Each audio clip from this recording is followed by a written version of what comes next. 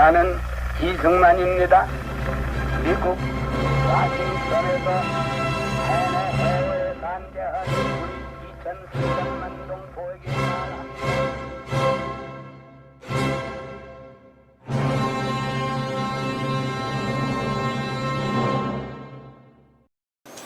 여러분 안녕하십니까? 국부 이승만. 오늘 그 13번째 시간입니다. 오늘은 미국인들도 영재들도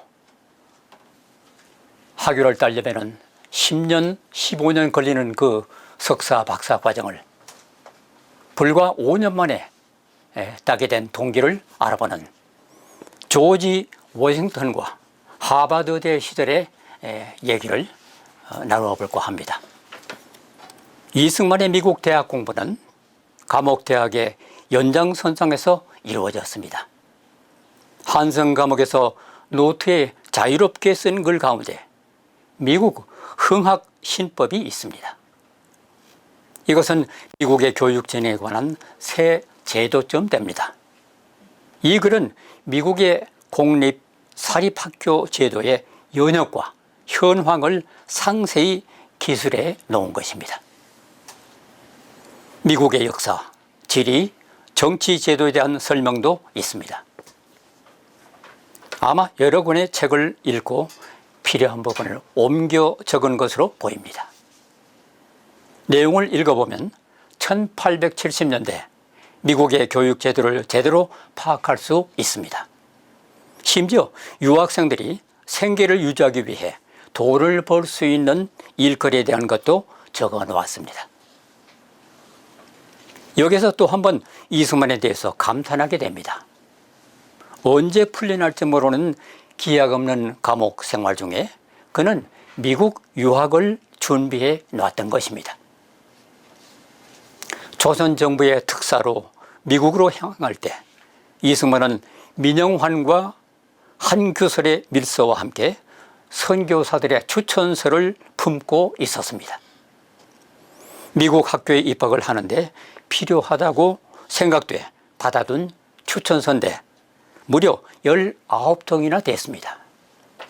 치밀하고 집요한 이승만이었습니다. 네, 이승만 당시 20대 후반의 청년이 감옥에 있다가 이제 미국에 가는 게 굉장히 급작히 이루어지는데 용의주도하게 우리나라에 나와 있는 당시 굉장히 활동적이고 엘리트 선교사들 19분의 추천서를 품에 안고 미국으로 갑니다. 그 말은 다른 말로 하면은 그 밀서, 그 한규설과 민영익의 밀서 더하기 자기 개인적으로는 미국 가서 서양학문을 제대로 공부를 해야겠다라는 결심을 했다라는 증거고요. 그 19통의 선교사가 쓴 그 추천서의 내용이 궁금하실 분들이 있는데 제가 그 편집한 책이 있습니다. 국역 이승만 일기라고 해서 이승만 대통령이 일기를 그 계속 썼는데 전체 일기가 34년 동안인가 썼습니다.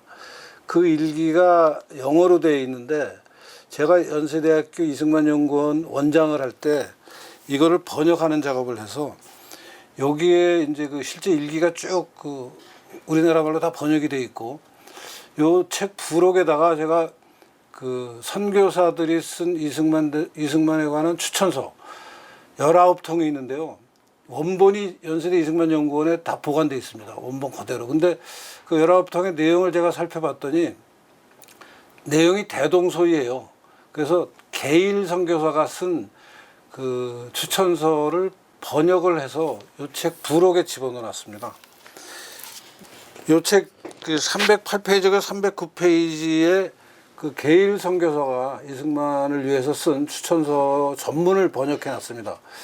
근데 이 게일 선교사 말고도 당시에 그 예컨대 뭐 언더우드나 연희대학교 만든 또 벙커 경신학교 만들었죠. 질레트, 스크랜턴 이화학교 만든 사람 이런 분들이 우리나라에서 당시 제일 활동적으로 그 엘리트로서 활동하던 선교사들이 19명의 추천서를 받아서 미국에 갔어요.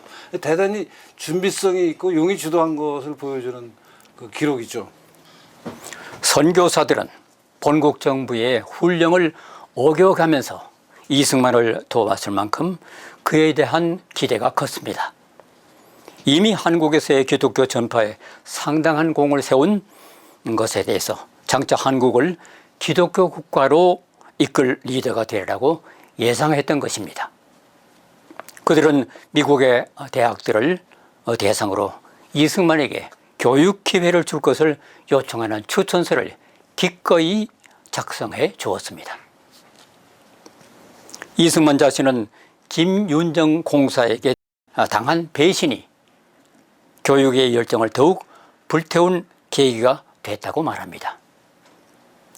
어떻게 조선 사람이 저렇게 자기 나라를 배반하고 자기 친구들을 배반할 수 있단 말인가? 나는 조선 사람들이 그처럼 저열한 상태에 빠져 있는 한 조선에는 구원에 있을 수 없다고 결론을 내렸다.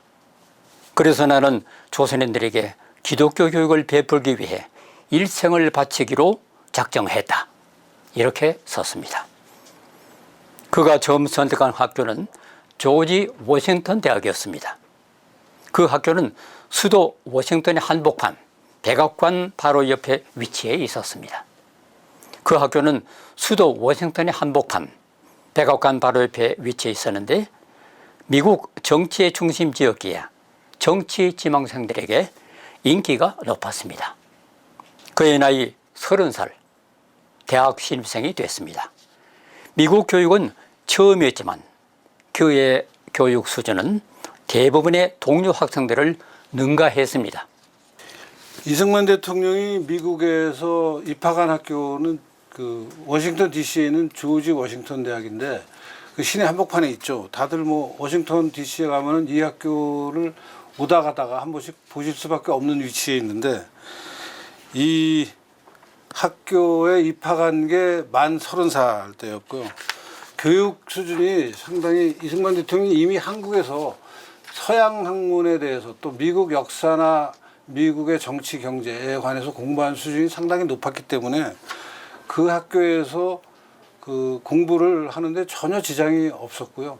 심지어 배제학당 학력을 인정을 받아서 실제 이 조지 워싱턴 대학을 2년 반만 다니고 졸업을 합니다. 그리고 이제 대학원 진학을 모색하다가 하버드에 갔다가 프린스턴으로 옮기는 그 과정이 이제 이루어지죠.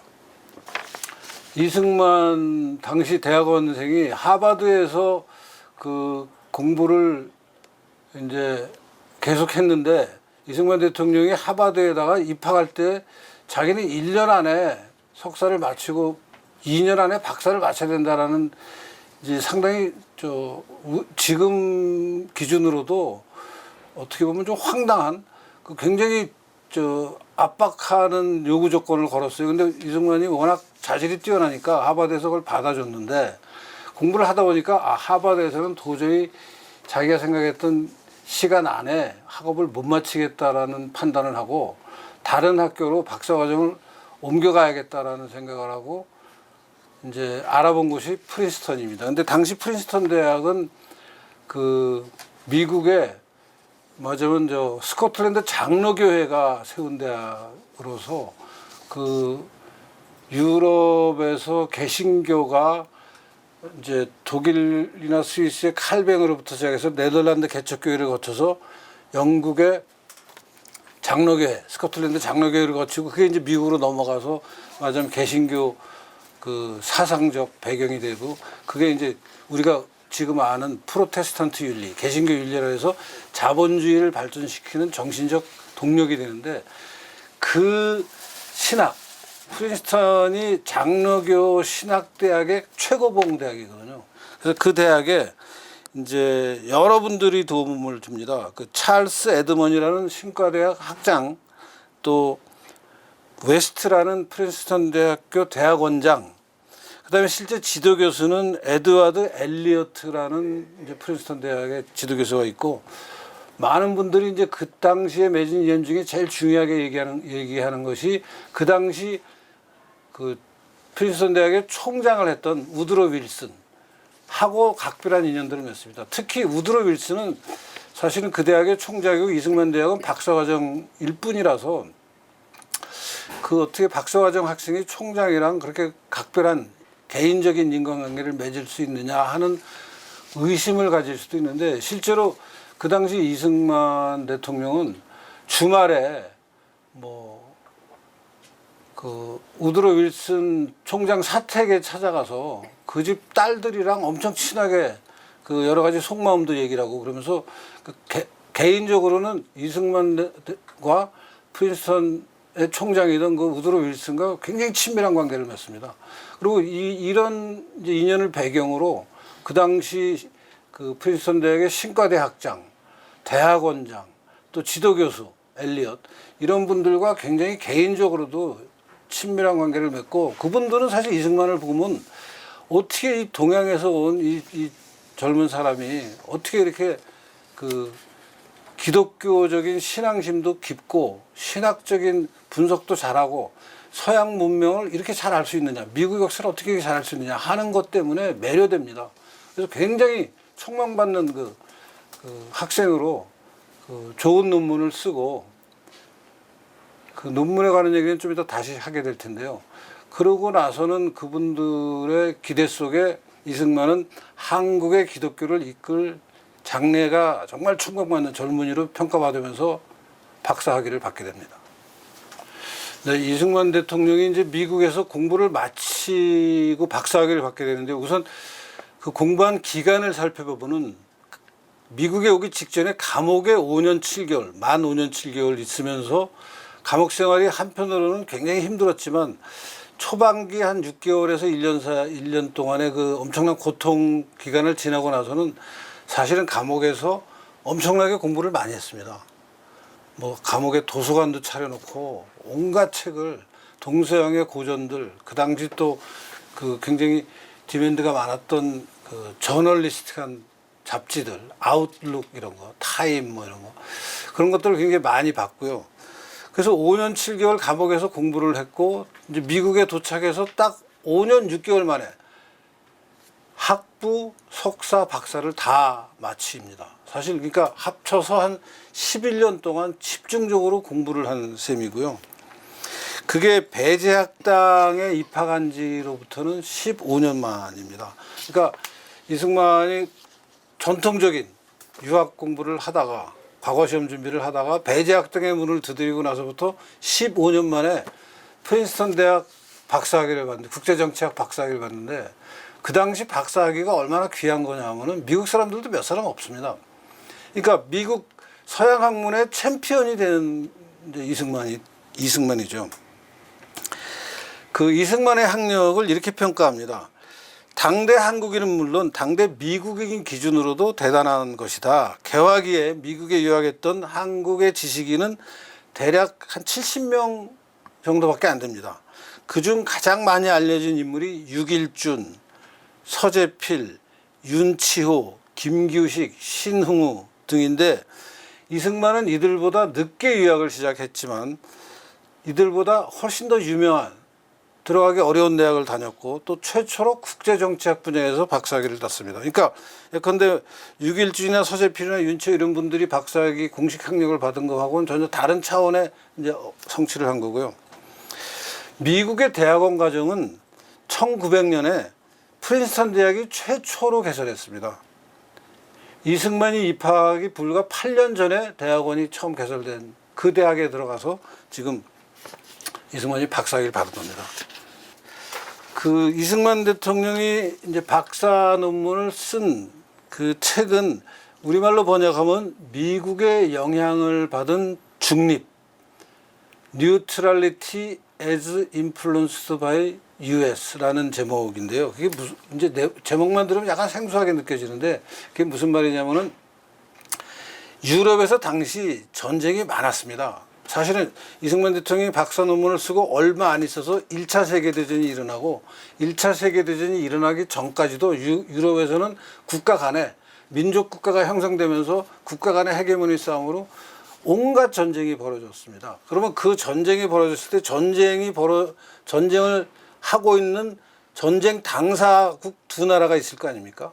그리고 그 두 나라를 각 두 나라가 각각 연맹하고 있는 또 그 동맹국들이 있고 또 그런 동맹국가와 상관없이 아예 중립적인 국가들 있고 여러 가지 형태의 그 전쟁 상황에서 벌어지는 외교적인 관계가 있는데 그럴 때 중립적인 위치에 있는 국가가 전쟁을 하고 있는 국가와 무역을 얼마나 할 수 있느냐 하는 게 문제입니다. 그러니까 예컨대 A, B가 전쟁을 하는데 C라는 나라가 A, B 두 나라와 연맹을 맺지 않았으면은 전쟁하고 있는 A, B 두 나라하고 무역을 서로 할 수 있죠. 근데 문제는 A 국가는 야 C에게 너 B에다가 이런 전략 문자 수출하면 그 국가가 우리하고 전쟁해서 그걸 가지고 우리를 공격하게 되니까 그거 하지 마. 하라는 요구를 이런 요구를 하게 되고 거꾸로도 마찬가지입니다. 그러니까 그럴 때 그러면 이 중립 국가는 전쟁 당사자들 국가에게 어느 정도나 무역을 할 수 있느냐 하는 건데 유럽에서는 그게 합종 연행이 워낙 복잡하고 역사가 복잡하니까 쉽지가 않습니다. 이 중립 국가가 자유롭게 무역을 하는 게 미국은 근데 새로 생긴 국가고 대서양을 넘어 있고 유럽 국가에 직접 관여를 안 하고 있으니까 미국이 생겨서 이 중립 국가가 전시에 전쟁하는 나라에 교역할 수 있는 게 굉장히 확대됐다. 그래서 미국이 굉장히 중요한 역할을 했고 이거는 전쟁이 없을 때는 물론이고 전쟁이 있는 기간에도 교역이 계속 활성화돼야 세계 경제가 발전하고 일반적으로 문명이 발전하는데 미국이 영향을 주어서 미국의 영향을 받은 중립이라는 것이 유럽에서의 교역에 큰 기여를 했다라는 것을 역사적으로 분석한 논문이에요. 굉장히 좋은 논문입니다. 우드로 윌슨이 대통령이 되고 나서 이승만에 관한 얘기를 하면서 그 박사 논문 얘기를 연설하는 도중에 얘기하기도 하고 또 그 우드로 윌슨이 3.1운동의 그 민족 자결주의를 제창하잖아요. 그래서 우리나라에서 3.1운동이 벌어지고 이승만이 또 그걸 배경으로 해서 우리나라 3.1운동을 적극 지원하고 혹은 또 선도했다고까지 얘기할 수 있는 측면도 있고요. 그래서 이런 여러 가지 인연이 쌓여서 이제 지금에서는 이승만 대통령이 외교적으로 굉장히 큰 역할을 했고 그것의 기본적인 어떤 학문적 프레임은 프린스턴에서 박사학위 할 때 공부한 이게 굉장히 큰 어떤 밑거름이 됐다라는 평가를 하고요. 실제 이승만 대통령의 박사 논문은 그 당시 박사학위를 마치고 나서 2년 만에 프린스턴 대학교 출판부가 일반 상업용 출판물로 책을 출판합니다. 박사 논문을 일반 그 독자들이 읽게 그 상업 출판하는 것은 퀄리티가 좋지 않으면 보통 하지 않는 일인데 이승만 대통령 책은 출판이 됩니다.